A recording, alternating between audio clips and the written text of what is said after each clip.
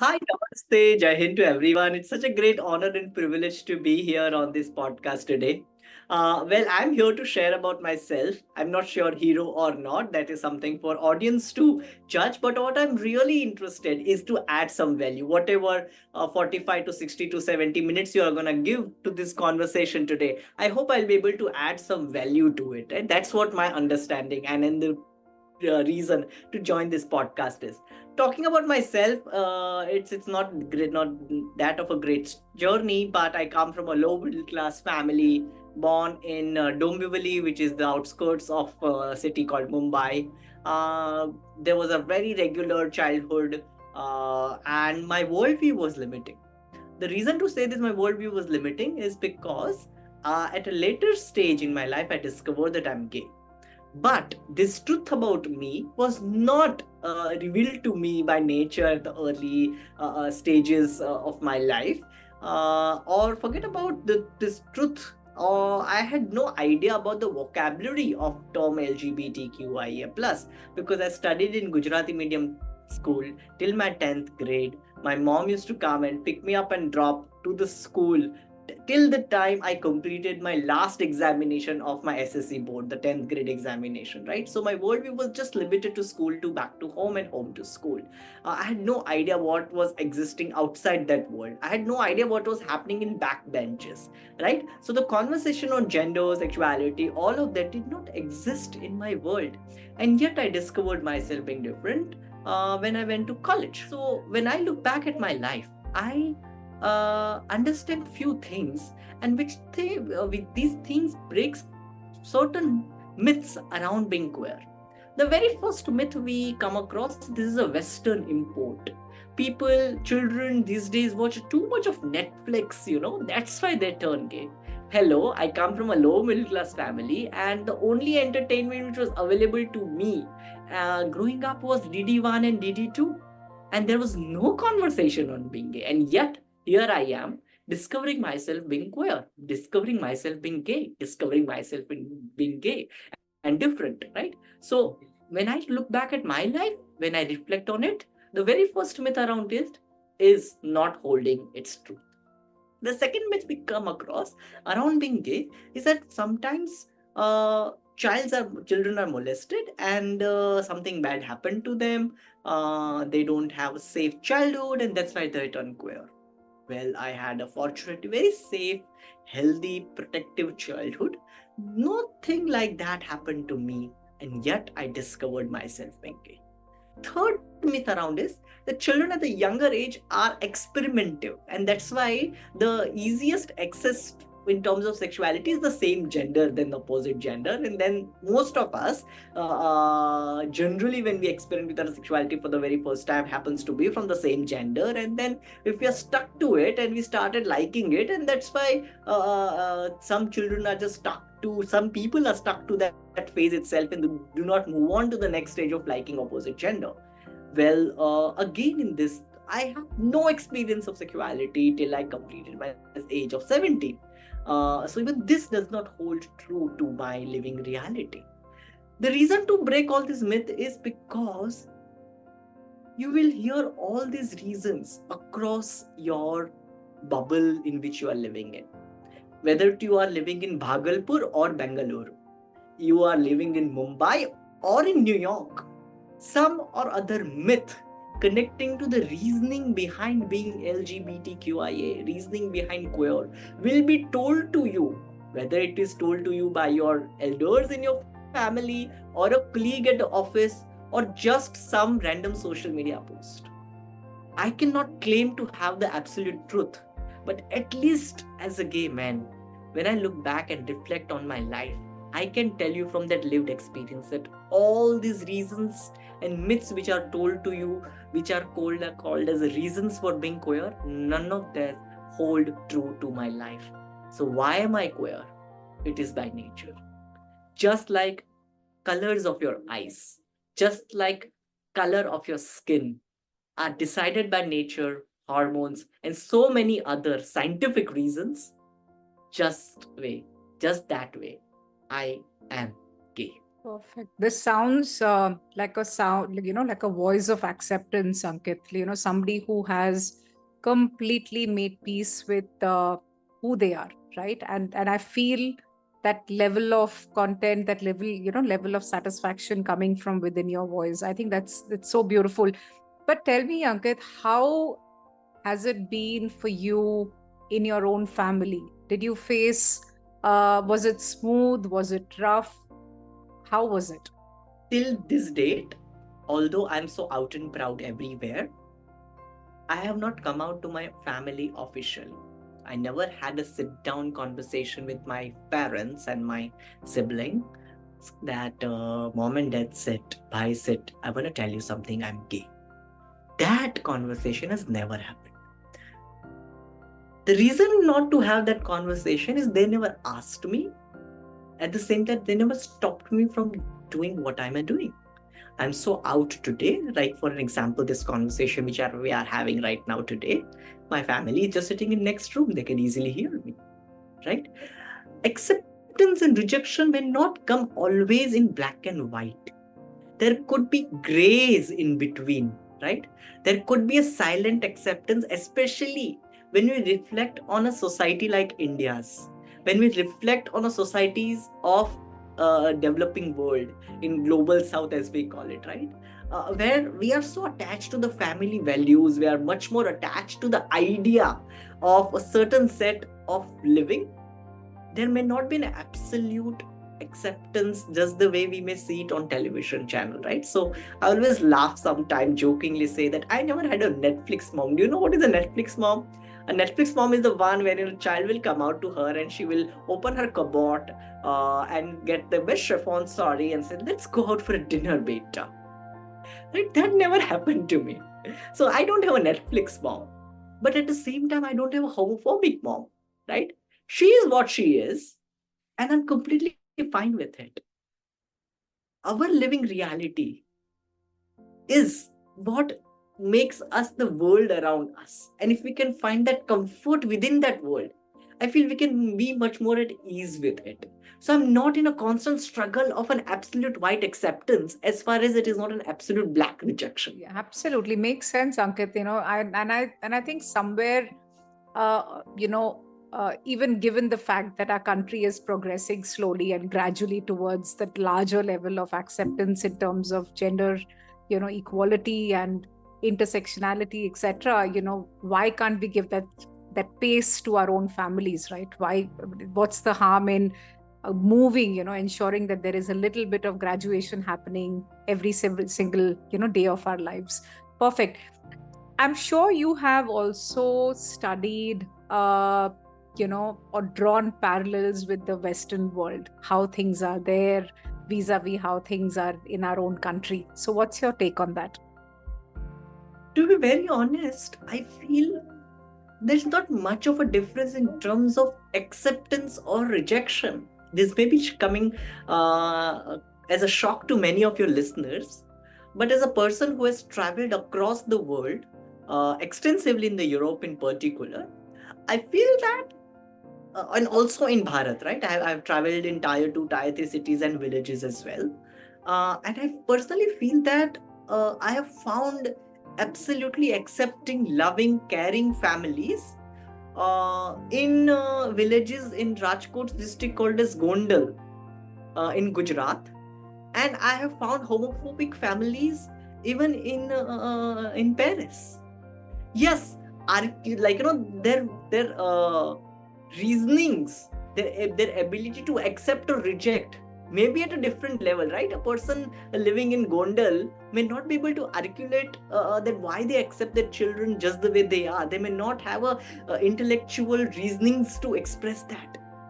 But acceptance is as equal as out and proud queer family and their parents you might find on media channels, right?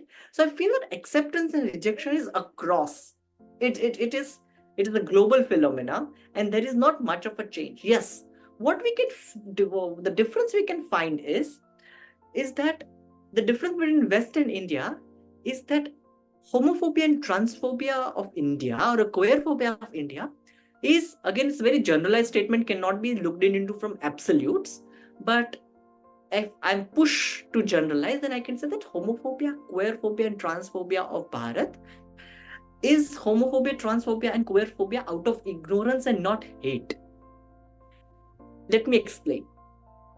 When I know something which exists, I understand it, and then I completely reject that concept, right? Out of my hate, that I don't like it, I dislike it, I disapprove it, and then I reject it. It's coming out of a hate towards it. Wherein homophobia, transphobia, queerphobia in Bharat is kind of a rejection out of ignorance.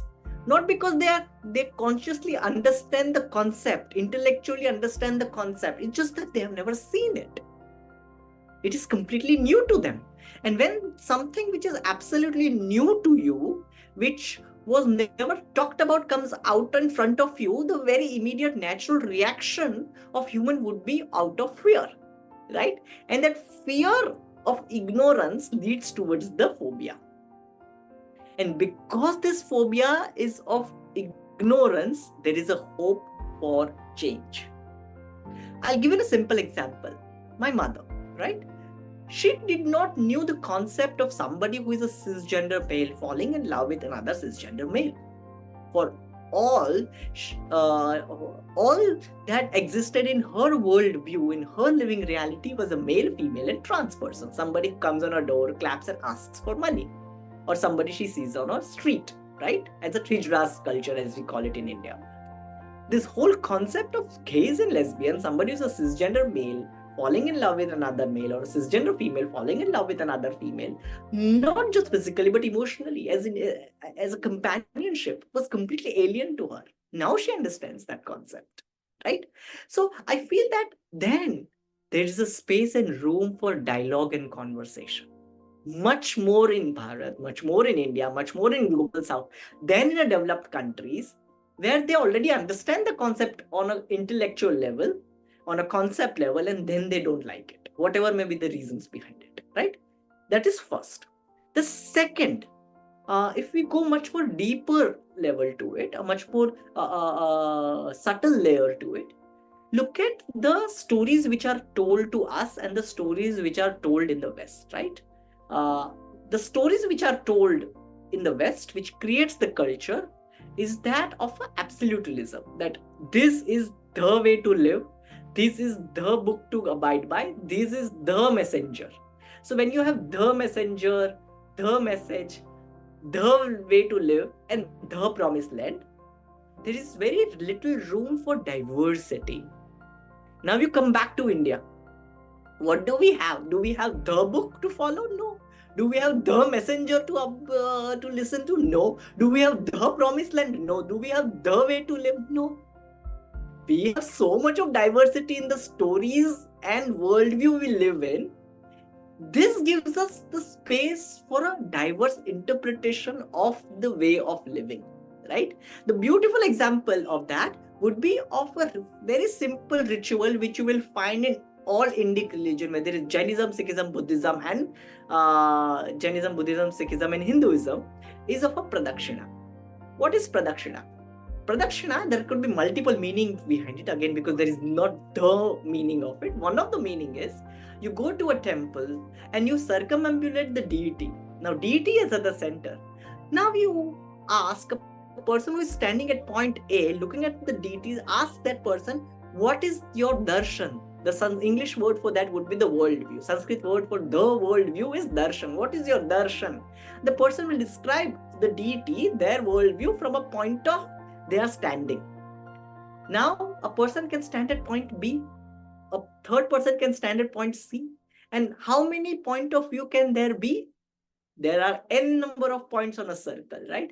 Now, how silly it would be for us to fight if we are standing at point A with a person who is standing at point B, saying that, no, I'm seeing this truth from this perspective, this way, and I can say this is the absolute truth. And then this point number A and point number B is fighting. How silly is that, right? Can we understand that we all are standing in different point and we are looking at the truth from different perspective? And once you circumambulate the deity from 180 degrees, then you bow down and offer your pranam, that now I understand the complete darshan, right? So there is space for the diversity in the stories and mythologies we are told, and that makes us more comfortable in talking about our queerness in India than in the West. You're so well, I think, explained, Ankit. And I'm only, when I was listening to you, I was only thinking to myself, at such a young age to have such a brilliant grasp about this understanding. How did it happen? Did it happen all of a sudden?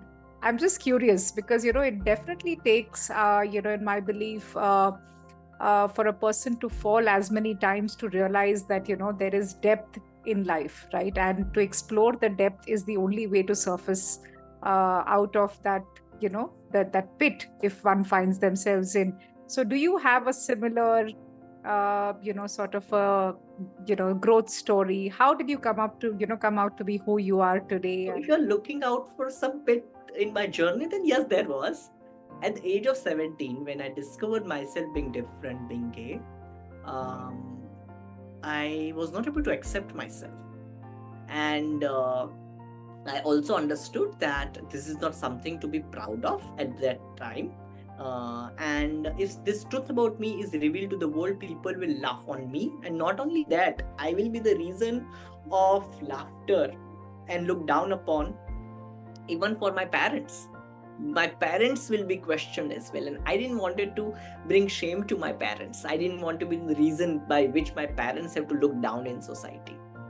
So one fine evening when my mother was out, I was alone at home.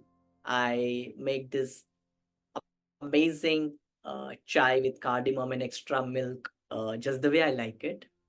I drank it very slowly, almost to the level it was like an act of meditation. And after drinking and completing that tea, I took out a knife in the kitchen and tried to enter that in my body. Now, before all of your listeners get too tense, let me tell you that I come from a vegetarian Gujarati family. Forget about killing a human being. You can hardly cut a potato out of a knife you can find in our vegetarian homes.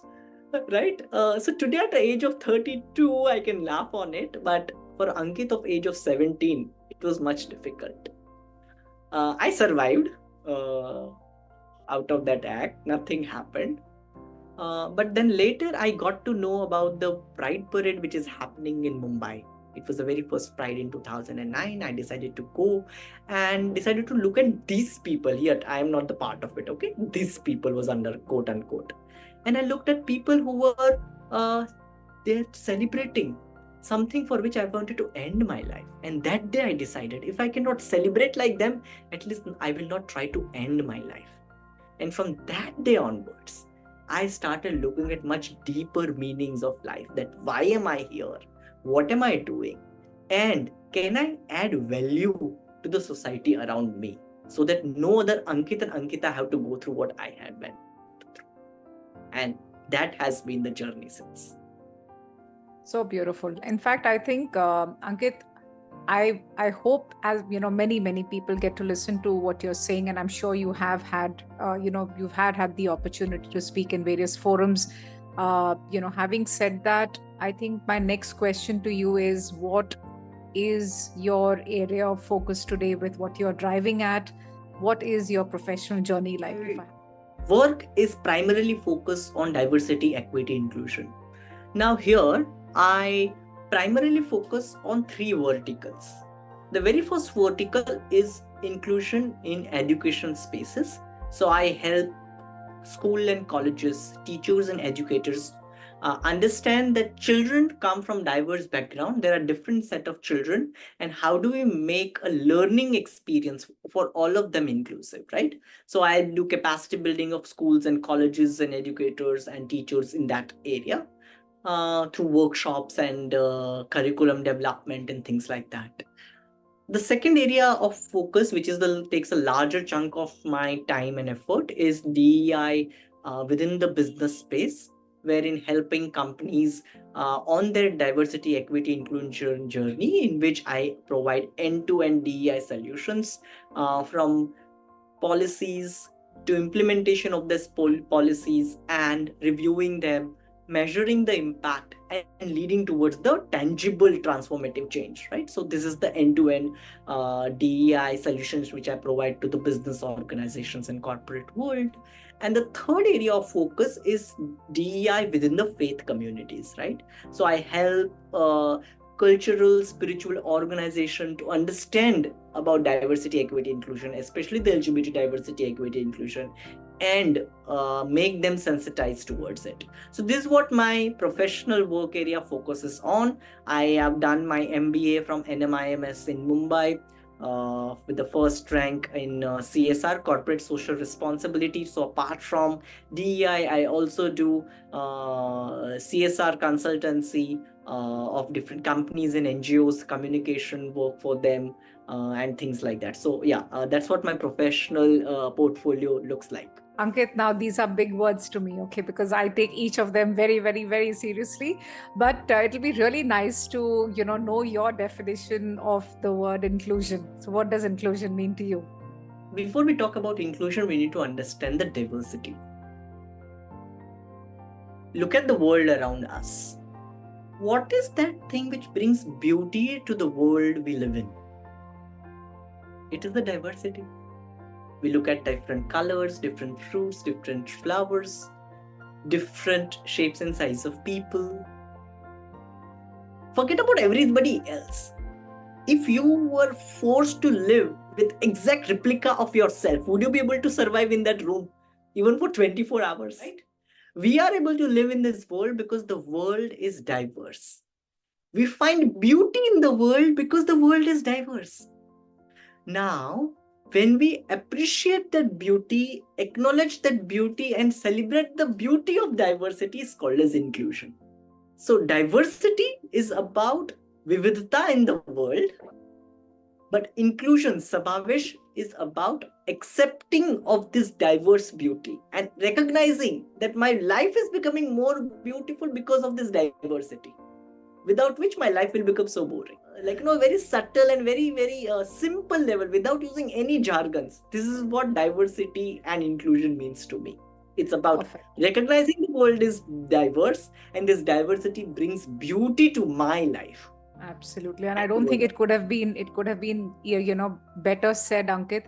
And this is exactly, I think, what every hero who has been broadcasted through this show has been trying to say, that there is a lot of meaning in this world purely because of the diversity, right? And without diversity, we would not have this level of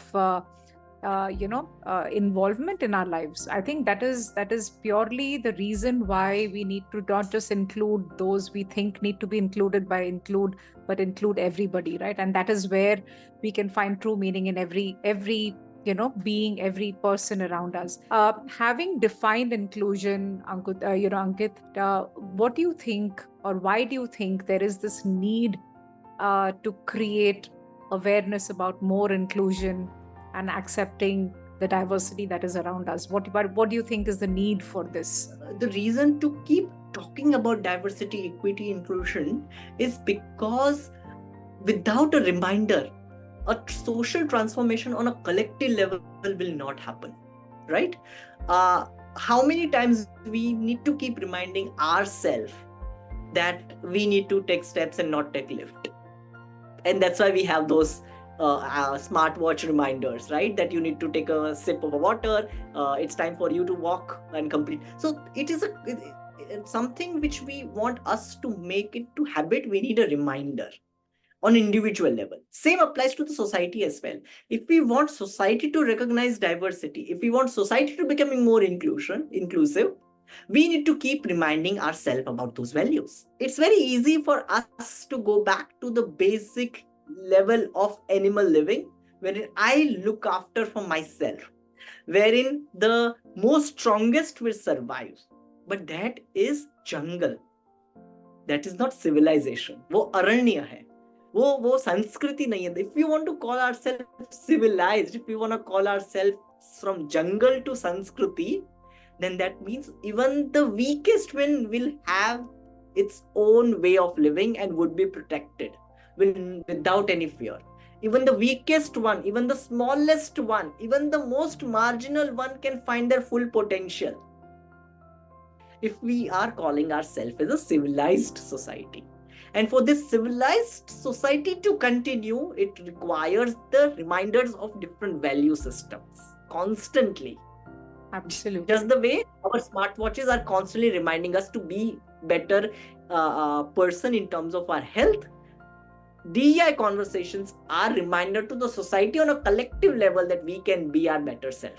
Having said this, Ankit, why do you think there is resistance towards inclusion or having that level of acceptance to keep keep even the weakest amongst us, like you said, the most marginalized amongst us, empowered? Why do you think there is this societal resistance in general? There are two answers to it. One is the lack of values, and the second is the selfishness. The very first one is that we as a society do not understand the value in diversity.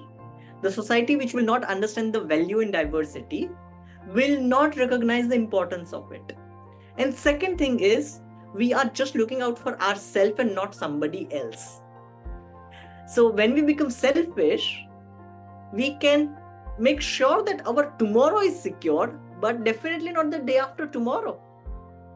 By being selfish, by just taking care of ourselves and the people around us or whom we call our loved ones, we can definitely make sure that the sustainability conversation is secure for tomorrow, but not day after tomorrow. And for that to happen, we need to find a value in the diversity. And when I say value, I'm not only talking about some philosophical concepts here, right? I'm talking about commercial concept here. I'm talking about economical value as well here.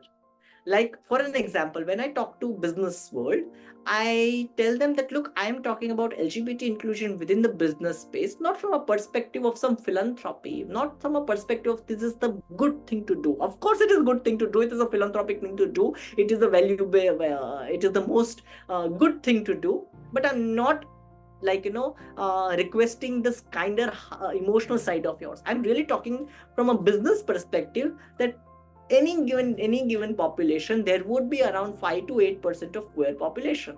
If you want to reach this market segment, you need to be queer inclusive. Look, there are new workforce coming in the industry, in the market space, who would like to work for a company which recognizes DEI values. So if you want a good talent, best talent to come in, you need to recognize the values of diversity, equity, inclusion. Students who just pass out, maybe desperately looking for a job, will work for you. But if you want to retain that talent, then again you need to talk about LGBT inclusion, diversity, equity, inclusion there. Right? So these all are tangible commercial value generation I'm talking about. Right? So we as the advocates of DEI need to really understand the language from a perspective of value generation, which can be beyond philanthropy. Second is, we need to make people understand on the other side that if we want the world to sustain, it cannot on the path of progress without recognizing all sections of the society and without contribution of all sections of society. So don't be selfish, but look at your day after tomorrow as well. Again, full marks on that answer, Ankit. I don't see any better way to put this, and I think, somewhere the same philosophy, the same logic applies to including so many communities out there, right? And I think, like you rightly pointed out today, people with different kinds of abilities from different, diverse backgrounds are being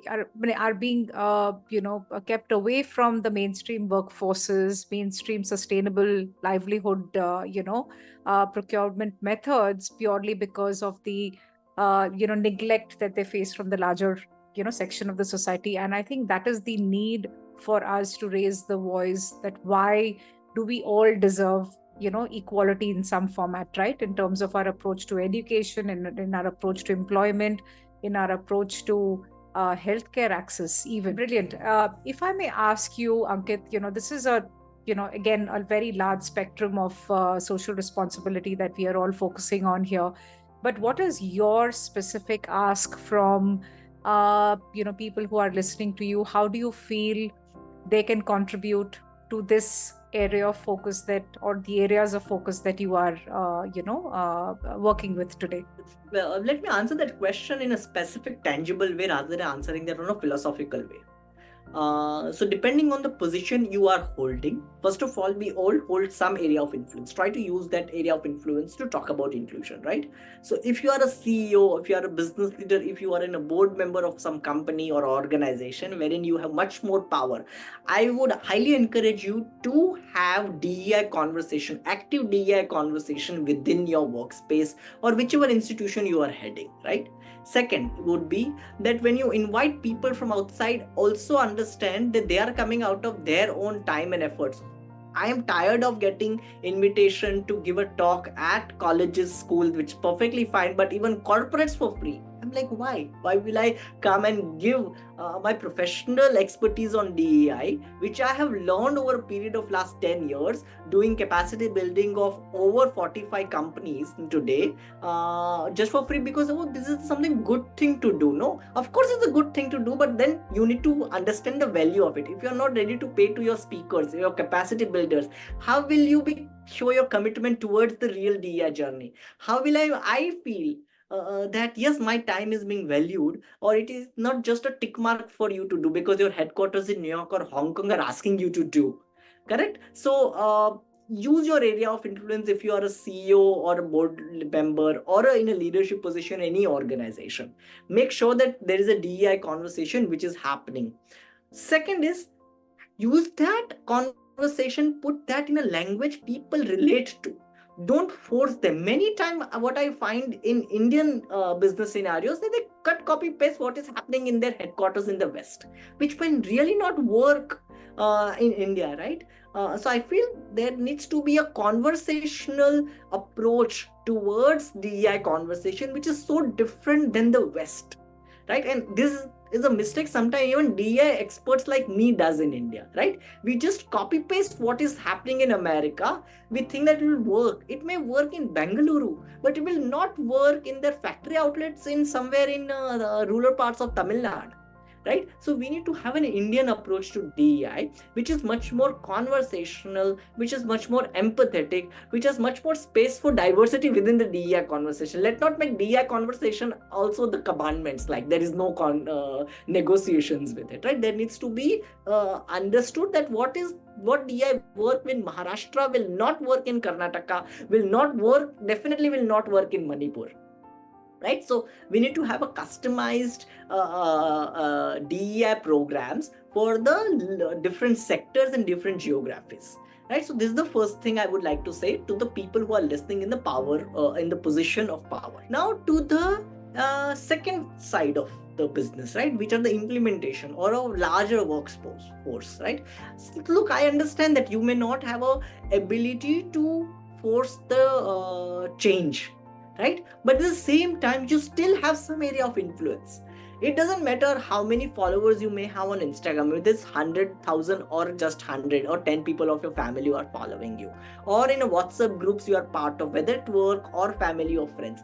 Anywhere you see that there is a homophobic, transphobic, queerphobic comments are being made, or against any particular community, whether it's person with disability or special need or anything like that, you see, I would like you to fight against them, not as a warrior, an activist, but gently tell them, hey, you know what, this comment of you, and don't say it publicly, say them privately in a personal chat or in a corner, saying that, you made this comment, I feel it's a little inappropriate, and tell them the reasoning behind it, right?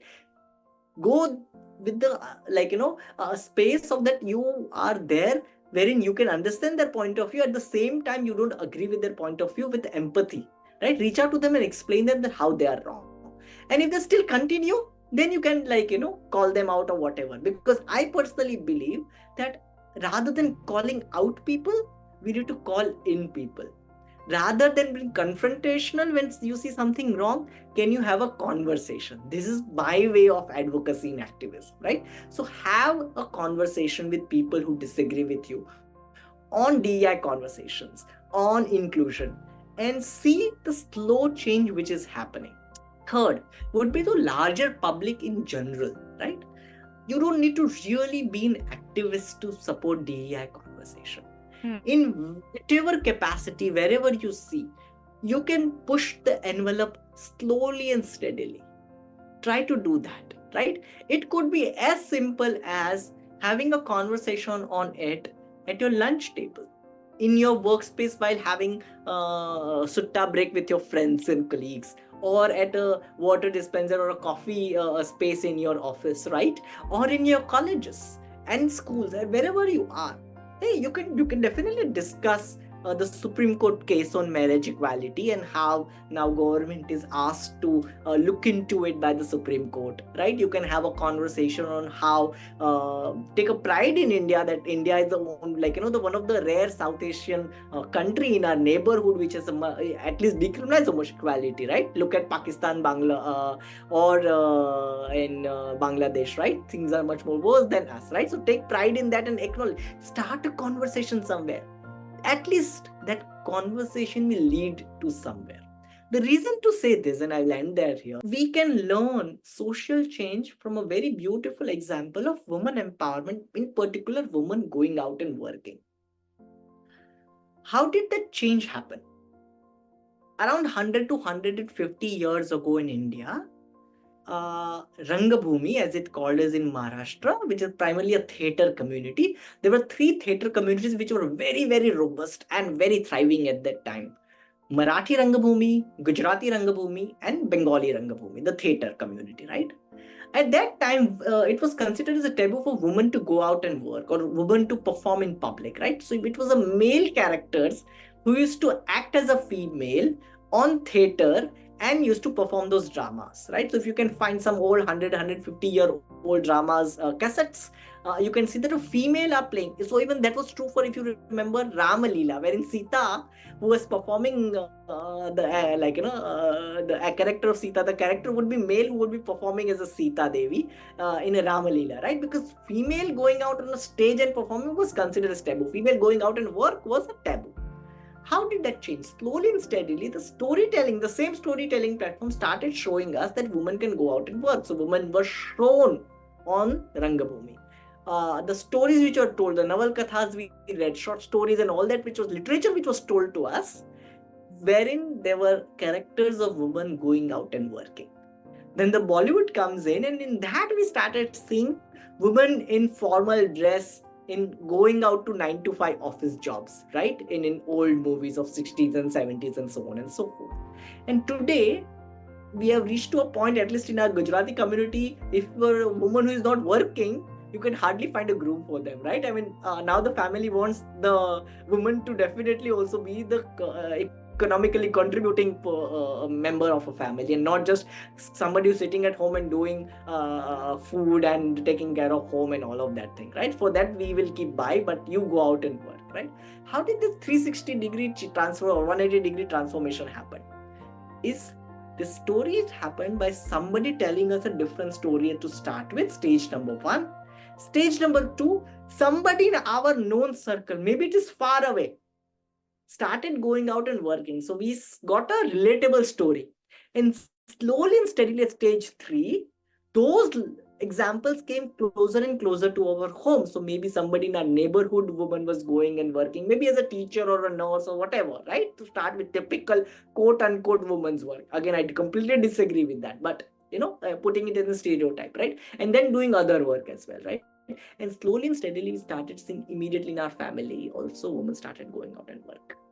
So this example can be copied in any social movement. We need more and more examples. When we will see more and more queer people living life just the way your is, or a heterosexual person is, right? When we'll see more and more people with disabilities around us being recognized and accepted just the way they are, being there at a workspace next to us, the taboo around them will reduce. Coming back to my original conversation that homophobia of India is homophobia of ignorance and not homophobia of hate, when we'll see more and more living examples, this ignorance will be addressed, and then we will lead towards the acceptance. Absolutely. And I can't agree with you more, Ankit, on this. And I can't thank you enough for actually being so articulately expressing all of this for us, here on this platform, because that is the very intent with which, I'm kind of putting these conversations together, because storytelling, according to my personal belief, is so important. And the moment people hear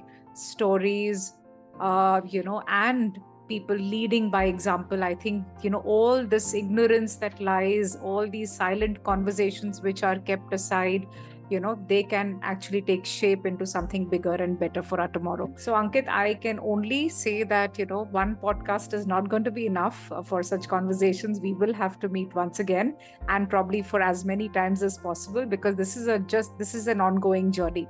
But for taking time out for me today and coming onto this platform, sharing all your views, which were so beautiful and and so relatable, thank you so much. May you stay blessed and empowered to do what you're doing till we meet again. Thank you, and Thank you thank you so so much for much. having me. Thank you so much for having. Namaste and Jai Hind.